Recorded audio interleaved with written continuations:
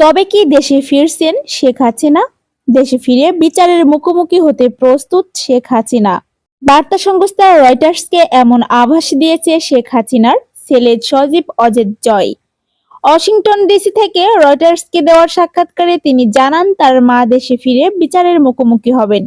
তিনি আরো উল্লেখ করেছেন যে দেশে ফেরার বিষয়টি সম্পূর্ণ তার মা শেখ হাসিনার ওপর। তিনি দেশের বর্তমান রাজনৈতিক পরিস্থিতি নিয়েও কথা বলেন, বিশেষ করে সেনাপ্রধান জেনারেল ওয়াকারুজ্জামানের দেওয়া নির্বাচনের টাইমলাইনের প্রতি অসন্তুষ্ট প্রকাশ করেন। জয় বলেন, আওয়ামী লীগের ছাড়া সঠিক নির্বাচন ও রাজনৈতিক সংস্কার করা সম্ভব নয়।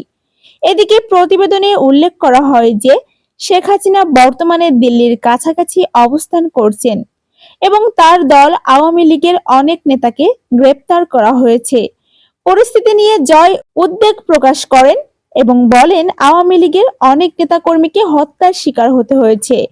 এই ঘটনার পটভূমি নির্বাচন ব্যবস্থা সংস্কার, যেখানে ৩ মাসের মধ্যে সুপারিশ করার নির্দেশ দেওয়া হয়েছে। তবে আওয়ামী লীগের সাথে সংলাপ হবে কিনা সে বিষয়ে এখনো অনিশ্চয়তা রয়েছে।